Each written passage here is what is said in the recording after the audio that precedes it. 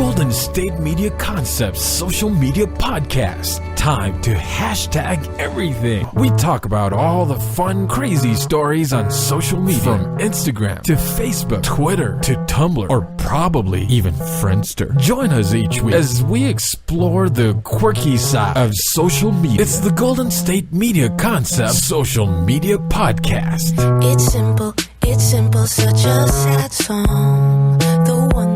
The one that we rely on to get us.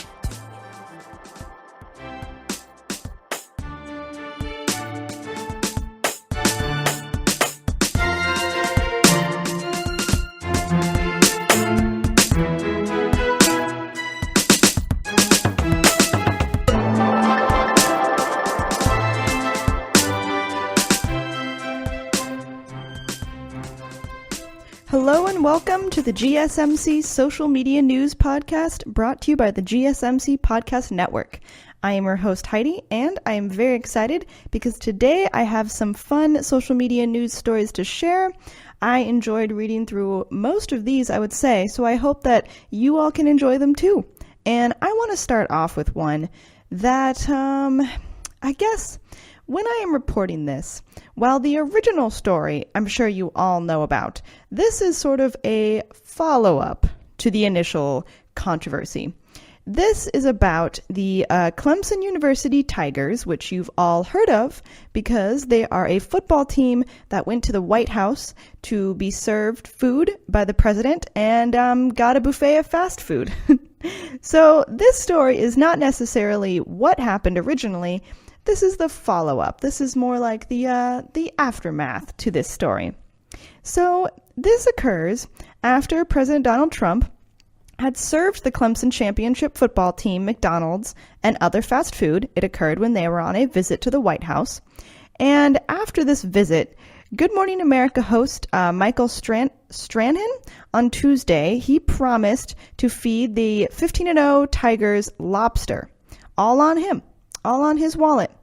Also, a side note, Michael Strahan is a Hall of Famer who played for the New York Giants. Also, the Clemson Tigers, the reason they traveled to the White House for a celebration, if you're not aware, is because they beat Alabama to win their second national championship in 3 years. Hence, they were invited. The president invited the team, Michael invited the team to New York for a feast, and he said, quote, "We're going to take care of you." He said on the show, "We're going to give you the proper meal that you deserve because this was one great game, a great accomplishment." And again, when I say show, I mean Good Morning America, where he is a host. The fast food buffet that President Donald Trump offered to this team was really mocked by so many people online, as well just in the media everywhere. And I mean, Twitter was obviously, because Twitter will do whatever they can to mock the president right now. Twitter just blew up about this. Also, this is not, this offer from Michael is not the only offer the team has gotten. Nick Kokonas, the co-owner of the Alina Group, which is a restaurant group, invited the college football national championships to, quote, experience what an actual celebration dinner should be. And if you guys don't recognize that name, Alina Group, the restaurant group, they own restaurants like Alina, Next, Roaster, and the Aviary. And one of their chefs, Grant Achatz, he has been called one of the world's most influential chefs. He is on Chef's Table, and it's a group I believe he owns or works at the restaurant in Chicago. Grant is a really famous chef, and again, on Chef's Table, his episode is wonderful. I highly suggest that you watch it. But he is a world-renowned chef and considered one of the most influential, at least still working right now. Also, I'm not sure if the team has responded to any of these offers, but it's not just Michael Strahan who gave the offer or the restaurant group. A lot of other people have offered to host the team. I think that really just shows how upset people were by the meal that President Trump offered the team. And also, not only did he offer a fast food meal, but he didn't even stay for the whole dinner. He just kind of introed it and then left. So hence all of these offers of people who are really just outraged, honestly, by what the team had to experience. So I would say that is perhaps taking a story that is not the most uplifting and making it a little more uplifting, at least showing everyone that, there are lots of people out there who want to help out and do things when they feel someone has been slighted. So good for you, Michael, and for so many of the other people who have offered to host this team. Our next story, this one is very uplifting and one that I feel like in this new year in 2019, I really want to consume media and learn more about a lot of different issues that are going on. And I'm not just talking about climate change, which is obviously an issue, or other things like that, but just the visibility of those with disabilities. I feel like often that is a group in our society that gets marginalized and not many people advocate. So reading this story really encouraged me to continue learning about this issue and learning about just the visibility and just the proper treatment of everyone around us and the inclusivity. And this story is about a dance group, and the group consists of women who are all in wheelchairs. And the group strives to inspire young girls with disabilities all across the board. So this is a Los Angeles-based female dance troupe. They are called the Rollettes. And it was founded by Chelsea Hill, who always wanted to be a dancer and wasn't going to let her paralysis stop her. Hill experienced a life-changing accident as a senior in high school when she got into a car with a friend who was driving drunk. The car, unfortunately, ended up hitting a tree head-on, and despite this tragedy and her resulting paralysis, Hill decided that she was going to continue doing what she loved, which is dancing. She danced with her high school team in a wheelchair, and when she graduated, she was inspired to show other girls with disabilities that they could dance too. She said, "I found this group of girls on social media who all had spinal cord injuries, and I invited them to my hometown to dance with me." She said that it was truly an amazing experience. She also continued that the group put on a show in Monterey, California, which is where Hill grew up, and from that event and from that group, the Rollettes was born. In 2014, Hill said she decided to move the whole wheelchair company to Los Angeles, where there is a larger population of wheelchair users. She said group members usually find each other through social media. Also, right now, she said there are 6 dancers on the team who perform competitively together. And not only does Hill coordinate this group of dancers, but every year she holds a dance camp for women around the world. Last year, 115 wheelchair dancers attended the camp, and she said that girls of all ages attend and they all learn how to dance while in wheelchairs. She said that the next generation of young girls in wheelchairs, the kids that are born with spina bifida, the kids that get injured at a young age, it's because of them that I want to fight so hard to do what is right for us women in chairs.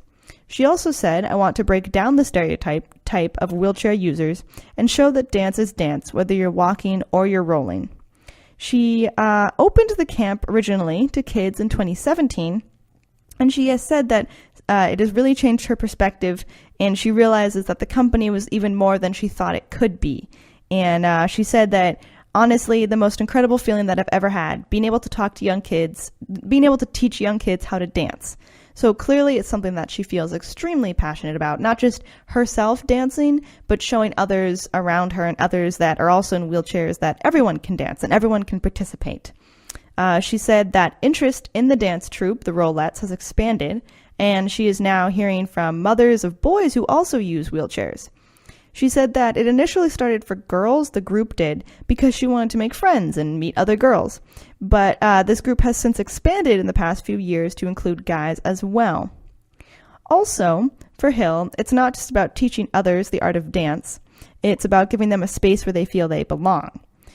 She said, quote, "I had a girl say to me it was the most empowering thing, that she rolled into a room and everyone was at eye level." And that statement to me was really powerful, just the thought of everyone being at eye level. She continued that the dancer said, "I never thought of that because I built this community in LA for myself and all my friends in chairs. It's normal for us here, but I forgot that people get injured and get diagnosed and they feel like outcasts." Sorry, that quote is from Hill. And she said that she wants people to come in and feel normal and feel empowered so that they can go out into the world and conquer anything. And that's just truly inspiring. Reading this story, again, just solidified the importance of people with disabilities being seen, and that just that they don't feel invisible or marginalized. And also just, before reading this, I had not thought about how empowering it is to feel at an equal level with those around you. Because I think about that in terms of like maybe the workplace or other things that might separate you from the people around you, like gender or religion or ethnicity, things like that. But I've not often thought about what it's like if you are in a wheelchair where literally no one is on your level. You go to work or go to any sort of event, how different that must feel. You know, you're always looking up at people and they're always looking down at you. So just to hear that quote and to read this story was really inspiring. Also, it's so great to see that someone has really had such passion since they were a child and turned it into a passion for others and turned it into something that can be inclusive of those around her. And just that he'll never let her incident stop her physically or just mentally, that never became a serious roadblock for her. I mean, I'm sure it is difficult, especially to go from, you know, someone who is not paralyzed to someone who is. I can't even imagine that change, but it is really inspiring. And it just, I guess it makes me want to look into these issues more, but also encourages me that I just can't give up and don't let anything stop me from achieving my goals. So I really appreciated hearing that story. And just to know that with social media nowadays, it can be a force for good and for finding other people who are similar and other people who have similar life circumstances and situations, and a place to just connect and gather both online and in person where you can feel empowered and just feel safe to be yourself. So I found that very encouraging. Before we go on to our next story, we're going to take a break, and then we'll be right back, and I will share with you all some more social media news. Always on the go, but the day just won't be one without your Hollywood fix. Let Golden State Media Concepts Entertainment Podcast take care of that. An all-inclusive look of pop culture.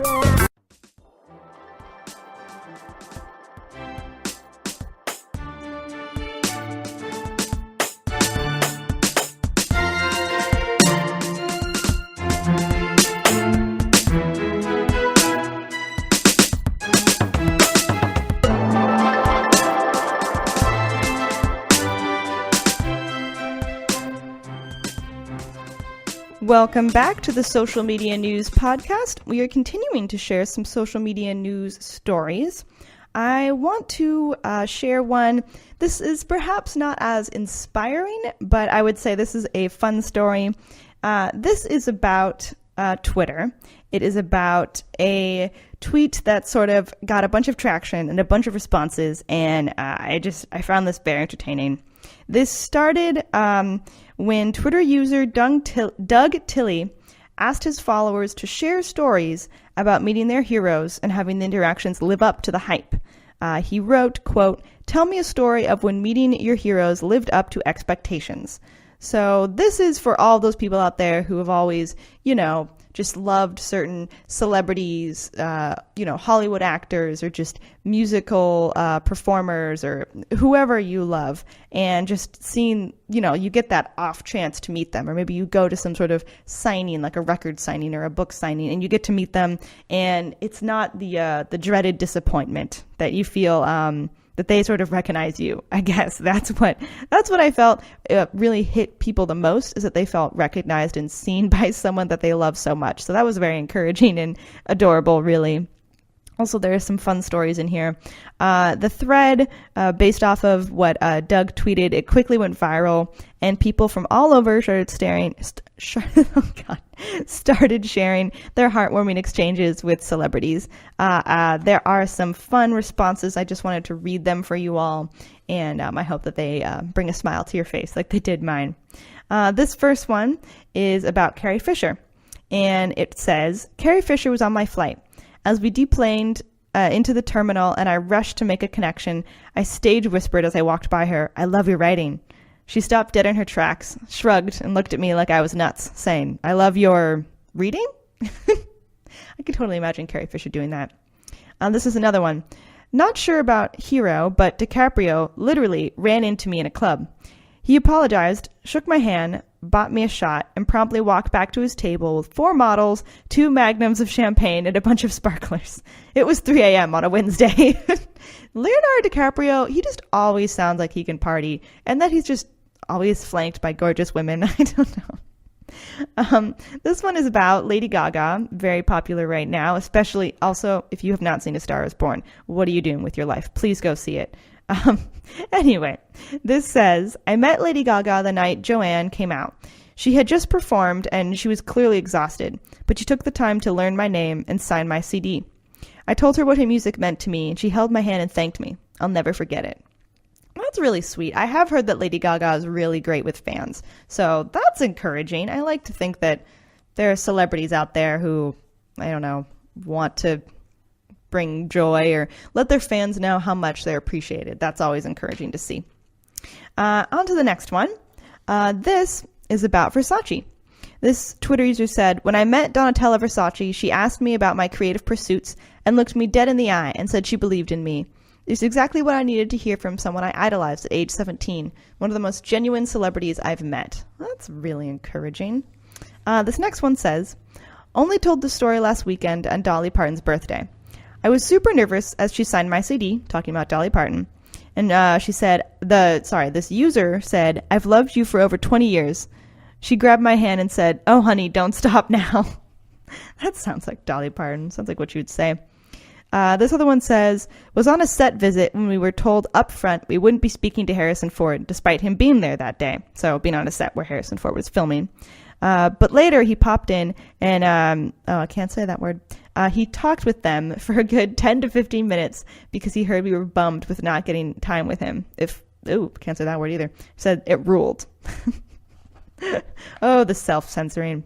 Well, that's awesome that Harrison Ford got to chat up with these people and that I guess, like, if I were a celebrity and I was just working, like, if I'm working anywhere and someone's like, oh, like, they want to talk to you and you're busy. So you're like, no, I don't have time to just chat with people. If someone then came back to me and said, oh, they're really bummed they don't get to, I feel like I'd be a little bit more salty about that. I'd be like, well, too late. I'm just going to work. But that's really awesome that Harrison Ford went out and wanted to talk with fans. So good for him. Now this one says, days after interviewing Pierce Bronson, he recognized our camera crew and stopped at the airport to make small talk, giving us all high fives as we boarded the same plane to Toronto. Aw, that's nice. Good for them. Let's see, what's another one that I liked over here? This is another Carrie Fisher one. Aw, R.I.P. It says, I was 11 when my family was in the same hotel as Carrie Fisher. My mom pointed her out as Princess Leia, and I was skeptical, saying it was not her because, duh, hair. She heard me, came over, hugged me, and said, may the force be with you. I was blown away. Wow, that's nice. Let's see, what's another one? Oh, this one. Went to Anthony Bourdain's book signing and dinner. He hadn't eaten, so I asked if he wanted to share my plate. He sat down, picked up my fork, and chatted with us like we were old friends. Then went to greet every other person there before he left. So warm and sincere. Great loss. Oh, I love Anthony Bourdain. I am so sad. Okay. I miss him. All right, continuing. I can't even watch No Reservations now. I haven't been able to. And how long has it been since he passed? Like a year or something? It saddens me. Okay, this one. Also, in 15 plus years of service industry, William Dafoe ranks among the top 1% of most polite and enjoyable customer interactions I've ever had. Like, I felt like a better human being after he smiled at me and said thank you. Oh, he must have been really sincere. I'm curious about, like, I guess it really makes a big difference just being polite and just kind to people in the service industry because, gosh, when you're dealing with customer service and, like, so many different customers who, if you're in customer service, everyone who talks to you is upset.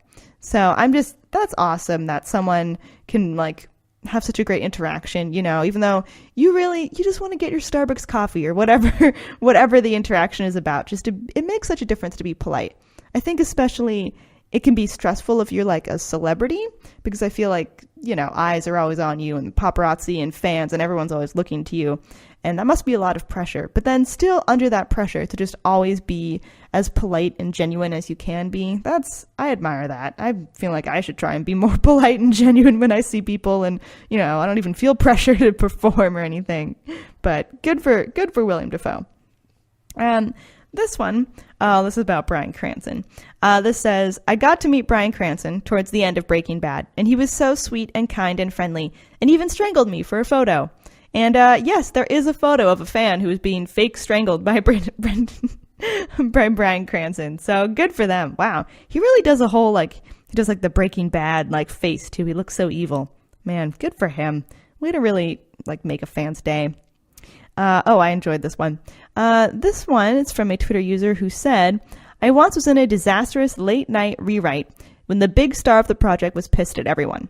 Sarah Silverman showed up just to say hi, instantly read the room, stayed for the rest of the rewrite, and basically saved all of us. Oh, that must be terrible. You're a writer, you make a bunch of work, and then the star does not approve. So you have to stay up all night to rewrite it, just until it gets approved by the star, which I'm sure, honestly, anytime you're dealing with a boss who has to approve your creative work, so much of that can just depend on what mood they're in.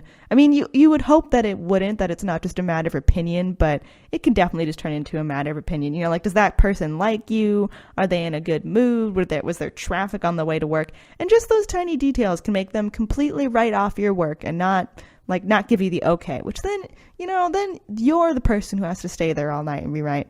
But Sarah Silverman came in, just showed up and helped them all out, stayed there, completely helped, save their work. That's really encouraging. Also, the best part about this particular tweet is because when this person tweeted it, they put in, I don't know Twitter speak. I don't know the tweets, but they gave an @ Sarah Silverman to her Twitter handle, and Sarah Silverman then tweeted back on this particular comment, and she said, I never remember anything, but I know exactly what you're talking about. So I guess she still remembers that whole incident, which is awesome. So good for Sarah Silverman. That's really cool that she could just stop in and help, and that she remembers and that she tweeted back. I feel like that would just make that guy's day, that she saw that and responded. So good for her. I really enjoyed looking through some of these, and I hope that you guys did too. I also hope that I hope blessings upon all of your celebrity interactions, because I feel like that could easily go bad if you're trying to meet your hero and it just crushes you. I've never experienced that, but I really don't want to. I mean, God rest his soul, but Anthony Bourdain has passed, so I won't, potentially ruin my whole idea of him if I were to meet him and find out that I actually really despise him or something, which I'm sure I wouldn't. I'm sure he would be a wonderful person, and I would greatly enjoy talking to him about food or whatever. But anyway, we're going to take a quick break, and then we'll come right back and keep talking about some more social media news. Tired of searching the vast jungle of podcasts? Now listen close and hear this out. There's a podcast network that covers just about everything that you've been searching. Hey! The Golden State Media Concepts Podcast Network is here. Nothing less than a podcast bliss with endless hours of podcast coverage. From news, sports, music, fashion, cooking, entertainment, fantasy, football, and so much more. So stop lurking around and go straight out to the Golden State Media Concepts Podcast Network. Guaranteed to fill that podcast itch. Whatever it may be. Visit us at www.gsmcpodcast.com. Follow us on Facebook and Twitter, and download us on iTunes, SoundCloud, and Google Play.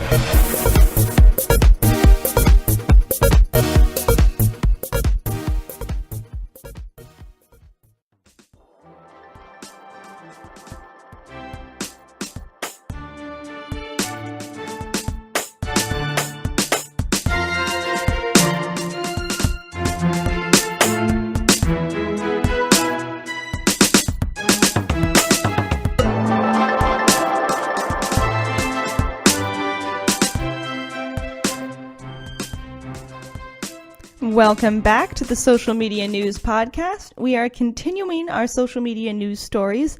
This one is sort of piggybacking off of a social media story I have shared before. It is about the ever-popular social media Bird Box Challenge, which, again, is based off of the Netflix film Bird Box. This is sort of about that challenge going bad, which if you know anything about this challenge, like, of course it's going to go bad. It's like so many of the awful internet challenges, which I remembered one, I had a random flash to it a little while ago. Do you all remember the cinnamon challenge where you would just take a spoonful of cinnamon and I don't know what, swallow it or whatever, eat it? Oh God, that was awful. Why do we torture ourselves off of internet challenges? I don't understand. The icebox challenge and then the cinnamon challenge, and well, I guess the cinnamon challenge was first. I remember that one a long time ago. Man, it's terrible. We just torture ourselves for people to maybe get a like online, or just a view. Anyway, I'm going to tell you about this Bird Box challenge gone bad. The challenge, of course, is from the movie Bird Box, and it involves wearing a blindfold at all times while you wander around, outside, or just for a period of time, doing a task, or even some people did it for their whole day, going about their whole day blindfolded. I saw a video of some people weightlifting blindfolded. There's a famous YouTuber who did their whole day blindfolded, which I can't even imagine. The reason the challenge started is because in the film Bird Box with Sandra Bullock, the characters have to go blindfolded. They can't look around outside or else they'll see this sort of crazed, I guess, invisible monster that makes them kill themselves, the villain of the film. But anyway, so they have to be blindfolded so they don't see this monster and then die. Anyway, the movie was extremely popular, so good for Netflix, and they really need more. Anyway, good for Netflix, and that challenge has gone across the internet. I feel like this is just a recipe for disaster, and it was. So this challenge went bad because according to police, a blindfolded teenage driver in Utah crashed into another car for obvious Bird Box challenge bad reasons. I mean, obviously, why would you drive blindfolded? It's so stupid. So it was called the Bird Box Challenge while driving, and the police tweeted. They said, "Bird Box Challenge while driving, predictable result." And then showed a photo of the mangled cars that this, of course, occurred. You're in Utah, so it's the roads have ice on them, and it's next to snow-covered sidewalks, so the terrible place to do this challenge. The police also wrote that luckily there were no injuries, so that's good. And the police spokesperson, Lieutenant Travis Lehman, he told news outlets that a 17-year-old girl was driving with a 16-year-old passenger at the time of the crash. Also, they don't specify if just the girl driving was blindfolded and the passenger wasn't. I'm not sure. Also, they are in the exact age bracket, I feel for this challenge to just attempt the challenge, the teens and probably early 20s as well. Anyway, gosh, not a good idea. Really, just not a good idea. Because all the challenge participants tried to do things, going driving is a very dangerous thing to do. And because of that, Netflix has warned against this Bird Box challenge. As I shared before, they tweeted, "Can't believe I have to say this, but please do not hurt yourselves with this Bird Box challenge." Also, as Netflix knows it's a terrible idea, many have, of course, also shared that it is, yes, indeed, a awful idea. Law enforcement in Colorado predicted that someone might attempt the Bird Box challenge while driving and warned people against it. They said the challenge really hasn't been that dangerous, but inevitably someone's going to do the momentally stupid thing that is driving while blindfolded. That's a quote from the Colorado State Patrol, the officer who said in a video message, "We shouldn't have to say this, but don't drive blindfolded." So they predicted that it would happen. It did indeed happen.